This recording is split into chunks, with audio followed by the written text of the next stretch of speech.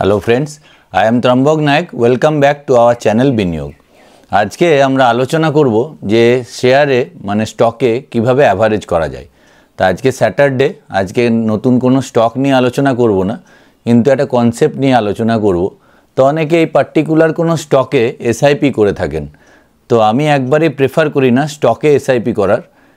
স্টকে এসআইপি করা মানে মিউচুয়াল ফান্ডে এসআইপি করা কিন্তু নয়।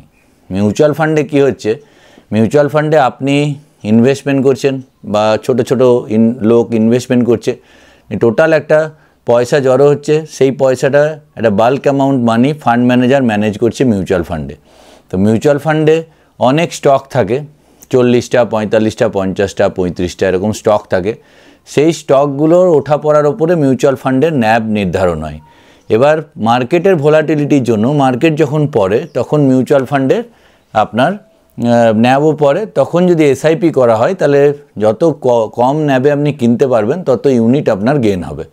তো সেক্ষেত্রে মিউচুয়াল ফান্ডের এসআইপি করা খুবই লাভদায়ক, কিন্তু স্টকে এসআইপি করা আদৌ লাভদায়ক নয়। কেননা স্টকে যদি আপনি এসআইপি করেন যখন মানে বেস লাইন বানাচ্ছে সেই সময় এসআইপি ঠিক আছে, কিন্তু বেস লাইন বানিয়ে যখন স্টকটা ওপর দিকে উঠতে থাকছে তখন কিন্তু স্টকে এসআইপি করে কোনো লাভ হবে না, কারণ আপনি ওপর রেটে কিনবেন। তো স্টকে অ্যাভারেজ করা ভালো, মানে অ্যাভারেজ করতে হয়। তো স্টক মার্কেটে যখন আপনি কোনো স্টক কোনো স্ট্র্যাটেজি দেখে কিনছেন তখন স্টক মার্কেট জানে না যে আপনি কিনছেন, তাই এটা মাথায় রাখতে হবে যে যে স্টকই কিনছি আমরা, তো তারপরেও কিন্তু প্রাইস নিচে যেতে পারে। পার্টিকুলার কোনো স্ট্র্যাটেজিতে যদি আমি দেখি যে এখান থেকে 10% বা 20% বা 5% যেটাই হোক একটা গেন আসবে, তো সেই গেনটা যত দিনের ডিউরেশনে আছে তো সেই ডেটে আমার টার্গেট হিট হবে, কিন্তু কেনার পরেও প্রাইস নিচে যেতে পারে। তো সেটা মাথায় রাখতে হবে। জেনারেলি অনেকে স্টপ লস মেনটেন করেন। তো স্টপ লস স্টক মার্কেটে একটা মানে হচ্ছে ইটস এ ব্যাড চয়েস। মানে আমি আমার মেন্টর বা গুরুদেবের কাছে শিখেছি যে স্টপ লস অ্যাকচুয়ালি কীভাবে কাজ করে, মানে বড় বিগ প্লেয়ার কিন্তু স্টপ লসের খেলাতেই কিন্তু সাধারণ পাবলিককে ফাঁসায়। মানে ধরুন কোনো স্টক 200 টাকায় লাইফ টাইম হাই করেছে, তো এখন ট্রেড করছে 150 টাকায়। তো 150 টাকায় পাবলিক কিনেছে, এবার কেউ স্টপ লস মেনটেন করছে ধরুন 145 টাকায়, কেউ 142 টাকায়, কেউ 140 টাকায়। তো বিগ প্লেয়াররা কী করে, 150 টাকার স্টককে কিন্তু যখনই বাইং বন্ধ করে দেবে প্রাইস এমনি নিচে আসতে থাকবে।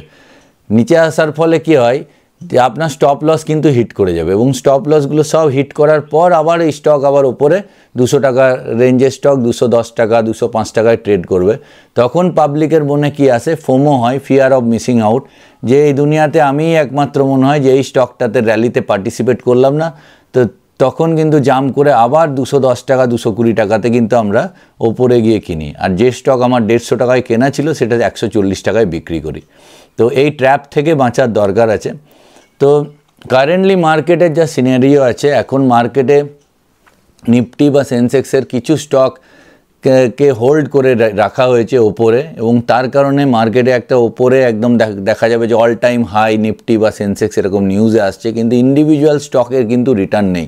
মানে প্রচুর ভালো ভালো কোম্পানি নিচে আছে, স্পেশালি আইটি কোম্পানি নিচে আছে, টিসিএস, ইনফোসিস, এইচসিএল, এগুলো সবই মোটামুটি উইপ্রো নিচে আছে। তো এবার কোনো মানে স্ট্র্যাটেজি স্পেসিফিক আপনাকে কিন্তু ট্রেড নিতে হবে, যে কী কারণে ট্রেড নিচ্ছি সেটা আগে নির্ধারণ করতে হবে। এবার আসে অ্যাভারেজের কথা। এবার অ্যাভারেজিং আপনি কিভাবে করবেন, ধরুন আপনি 5%-এর জন্য মানে সুইং ট্রেডের জন্য ট্রেড নিচ্ছেন, তো 5% মোটামুটি 30 দিনের টাইম ফ্রেমে রিজনেবল ধরা হয়, যে 30 দিনে 5% কামালাম, তাহলে ওভারঅল আমার বছরে 60%-এর কাছাকাছি অ্যানুয়ালাইজ বা সিএজিআর আসছে।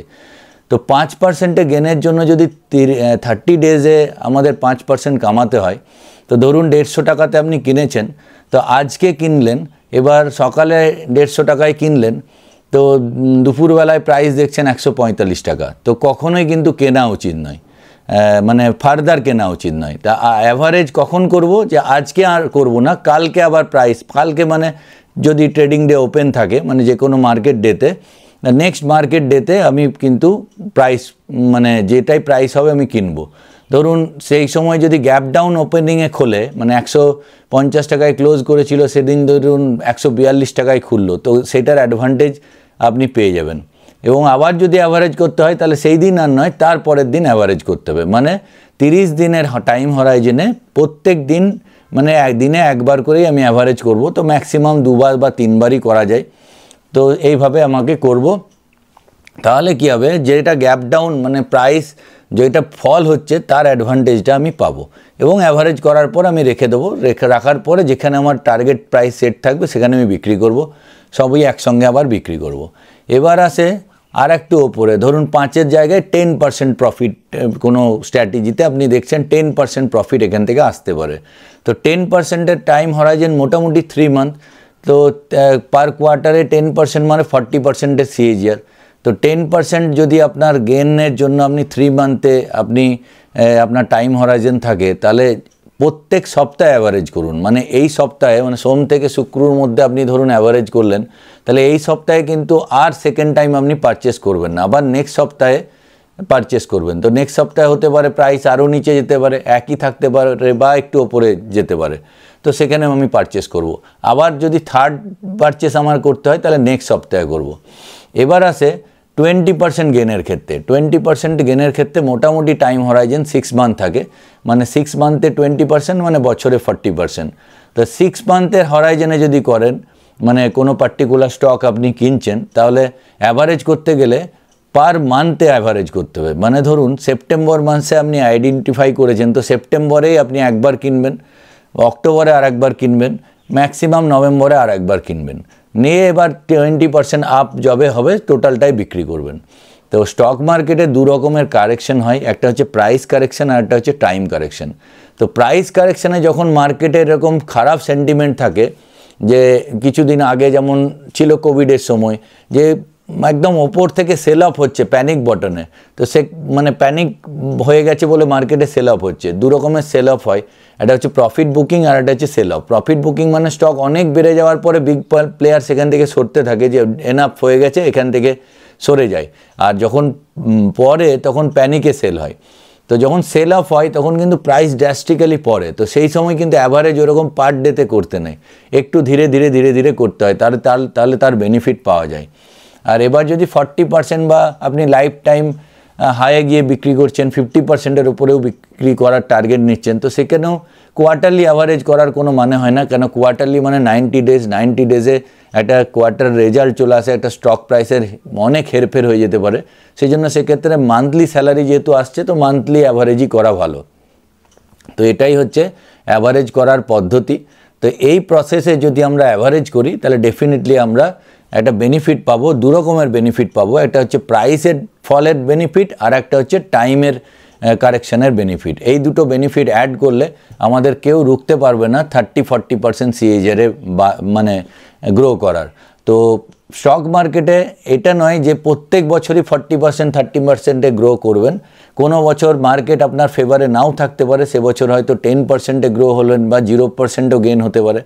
আর যে বছর ফেভারে থাকবে সেখানে 40-র ওপরেও গেন হতে পারে। তো অ্যাভারেজ 3 বছরের হরাইজেন যদি দেখেন, মানে 3 বছরের সাইকেলে কিন্তু বুল বেয়ার 2 রকমই সাইকেল থাকে। তাতে দেখা যায় অ্যাভারেজ অন অ্যান অ্যাভারেজ কেউ যদি প্রপার স্ট্র্যাটেজি এবং মেথডে ট্রেড করে, তাহলে কিন্তু 30-40%-এ গ্রো করা যায়। এবং 30-40%-এর গ্রো করতে গেলে আর একটা যেটা জিনিসের দরকার হয় সেটা হচ্ছে ব্লেসিংস। সবসময় মানুষের সাথে ভালো ব্যবহার করা এবং ওপরওয়ালার আশীর্বাদ রাখা। তো আমিও চাই যে আমি এই চ্যানেলে আপনাদের যেন কিছু উপকার করতে পারি, সেই জন্যই আমার এই চ্যানেলের আসার উদ্দেশ্য। এই চ্যানেলে আমি আপনাদের ফ্রি শেখাতে থাকবো। তো আপনাদের ব্লেসিংস আমার জরুরি। আপনাদের ব্লেসিংস থাকলেই আমি আগামী দিনে আরও অনেক বেটার করতে পারবো। তো আজকে এই ভিডিওটা জাস্ট আলোচনা করলাম। আপনার যদি ভিডিওটা ভালো লাগে তো প্লিজ একটা লাইক করবেন, আর বন্ধুদের সঙ্গে অবশ্যই শেয়ার করবেন। কেননা আমার গুরুদেব বলেন যে अकेले রিচ बनने में मज़ा नहीं है, सबके साथ রিচ बनना है। তো একা রিচ হয়ে কোনো মানে হয় না। সমাজে যদি সবারই আপনার প্রতিবেশীর কাছেও যদি পয়সা না থাকে, তাহলে আপনি শুধু রিচ হলে শুধু শত্রুতা বাড়ানো হয়। তো আপনার বন্ধু বান্ধব সবাইকে এই চ্যানেলে যোগ করুন। আমরা আগামী দিনে একটা ভালো সুন্দর প্রফিট নিয়ে সবাই এগোতে থাকবো। তো ভিডিওটি ভালো লাগলে অবশ্যই লাইক করবেন এবং কমেন্ট করবেন যে ভিডিও কেমন লাগছে, বা কোনো জিনিস যদি আপনার জানতে মন হলে সেই ব্যাপারে কমেন্ট করুন। আমি আমার ক্ষুদ্র নলেজ অনুযায়ী চেষ্টা করব সেই নিয়ে ভিডিও বানাতে। তো তো পরের ভিডিওতে আবার দেখা হচ্ছে। আমি এই চ্যানেলে কন্টিনিউয়াস স্টক মার্কেট এবং মিউচুয়াল ফান্ড নিয়ে ভিডিও করে থাকি। নেক্সট ভিডিওতে আবার দেখা হচ্ছে। জয় হিন্দ, জয় ভারত।